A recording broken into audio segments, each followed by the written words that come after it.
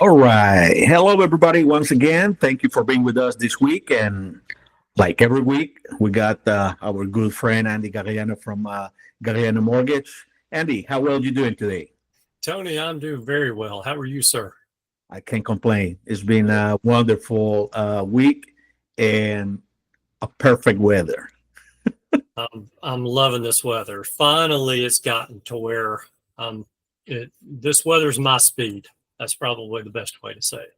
Yeah, definitely. I mean, although it's a little bit crazy, we're getting super cold early in the morning and late afternoon, and then I would say between 10 and 3 o'clock is hot. Yes. So, Yeah. but yet, I'm enjoying this weather like you have no idea. This is perfect weather for me. The fall weather is the best weather as far as I'm concerned. Yes, I agree with you. It seems like we've lost spring over the past several years. It Yeah, just goes from winter to summer. that's a good thing. Andy, today I want to touch a little topic of the price range of certain properties and how long it's taking for them to get it sold, how many days they last in the market. Yeah. I want to do a little comparison. I got these numbers, and as of October 20th, like in Shelby County, the number of active listings, meaning houses for sale in the entire Shelby County, is 1,374. And in Jefferson County, the active listings as of October 20th is 2,976. So it's a Well, huge difference, almost 1,300 difference, 1,500 difference. yeah. And that is a lot. The average days on the market of the houses in Jefferson County is 80 days, while on Shelby County is only 65 days. So that bring my attention that is not really the prices are coming down dramatically, but the days that are taking for a house to get sold are increasing. Right. So average day in Shelby County is 65.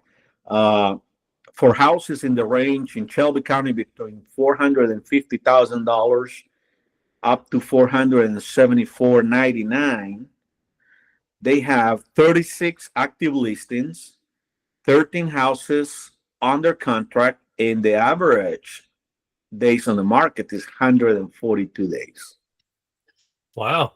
on that price range, which surprised me. Yeah. That's really surprising for me as well. The houses from 400,000 up to 424,999.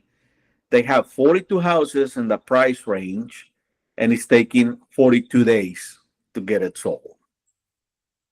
That's interesting. Exactly. Yeah. It caught my attention when I saw that because the price range is like, 142 days. That's a lot of days. And that is in Shelby County. Well, in Jefferson County, we got houses. The one that it got more houses is on the price range of $125,000 and 149,999. There is 216 houses for sale, active listings on that price range.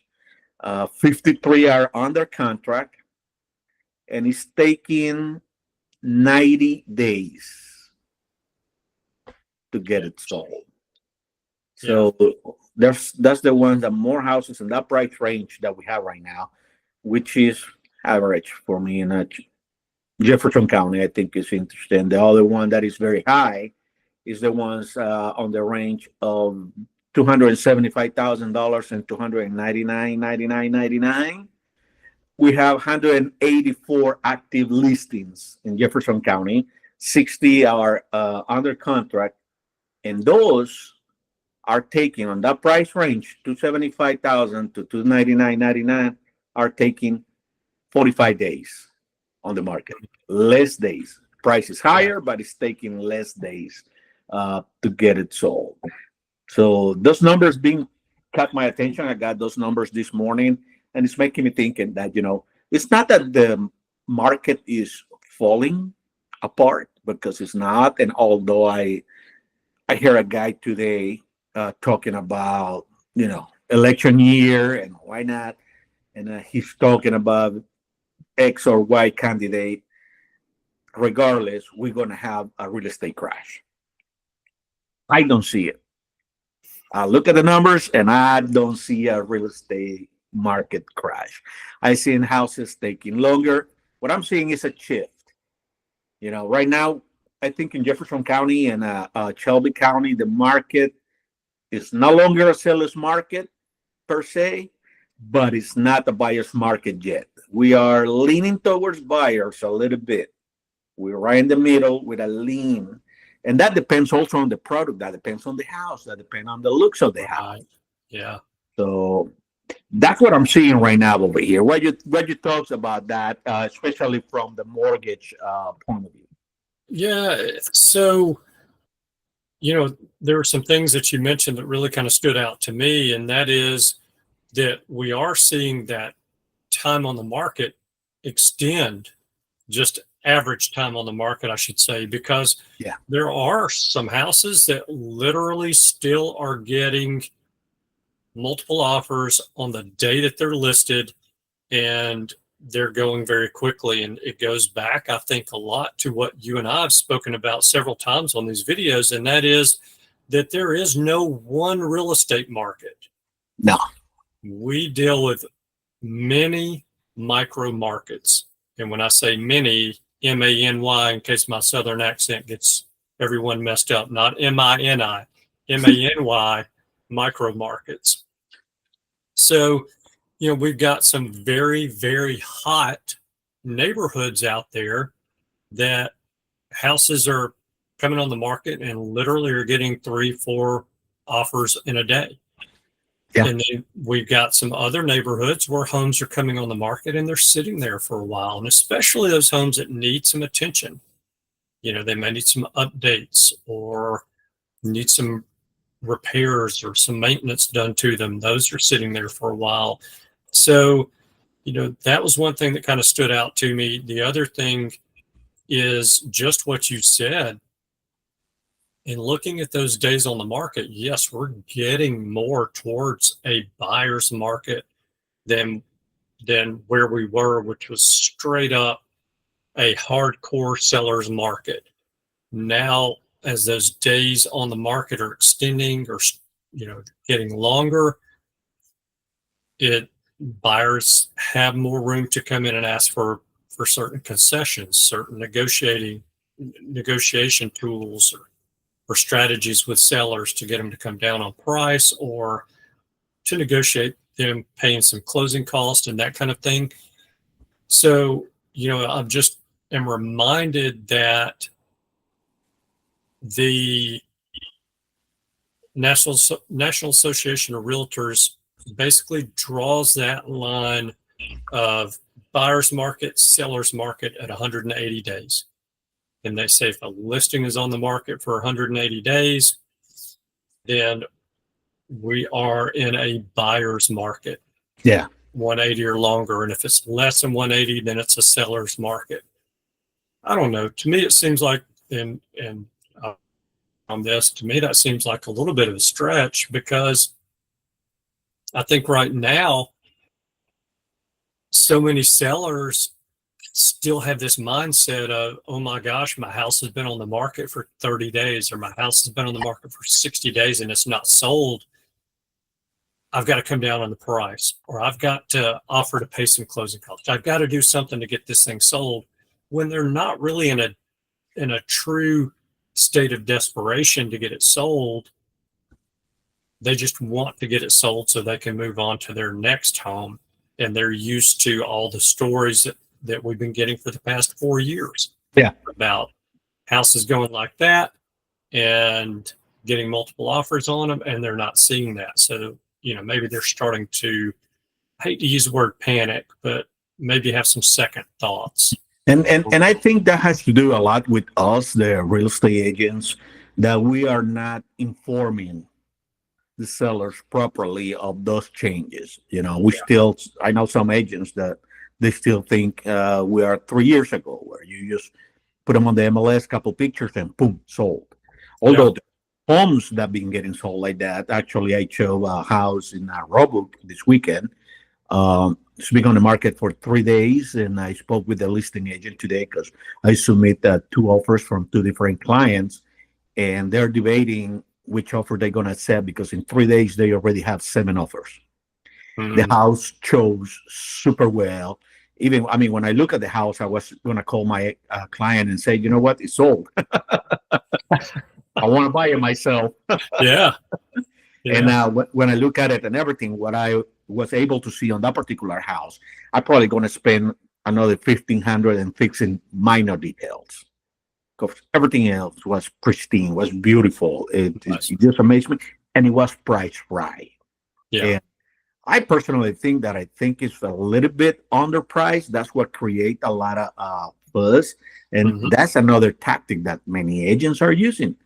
And that's a tactic that is working because you're creating a little bottle of offers. And that's what you want. You want to see who brings you the best and final offer.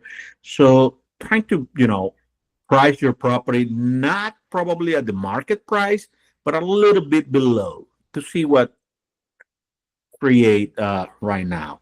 And that's what most of us agents not doing. Yeah. We're not telling our sellers this is what's going on. The market is changing. We got more educated buyers as well. They know what they're looking for. They know what they want. I know my buyers. They're investors, cash buyers. I know what they want. They have a very clear image of what they want in a house, what they're buying. There's another house that is on the market here in the Hoover area. It's above the 600. It's been sitting there for, it's going to be 3 months now, 90 days, with just a couple views. And the listing agent was telling me, no offers, nobody's going to see in the house. The price is right. And what I saw, the price was right too. Yeah. But then a couple blocks down, another house similar to it. No, pretty similar, same area. What sold in 45 days, real quick. And it shows a little bit better than this one. And the price was about the same price range. So it's a funny market right now in some places, Yeah, definitely. Hey, I had an agent tell me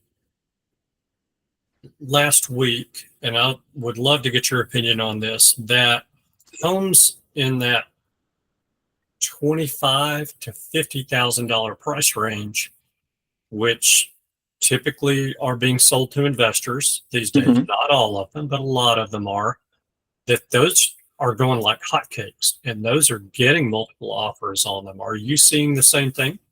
Yes, actually, I have a listing. That is a house that they started rehabbing. They never finished it. And all the material and everything is inside for 45.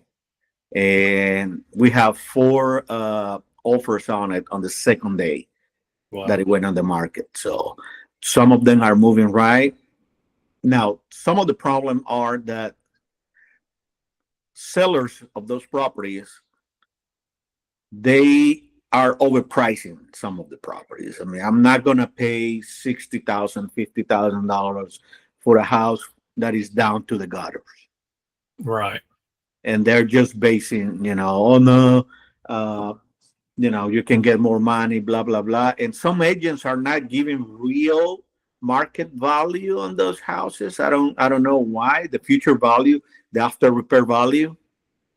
But yeah, it's those houses between the $15,000 and $50,000, if they're priced right and the property looks good for that price, they're flying like crazy. Yeah. Interesting.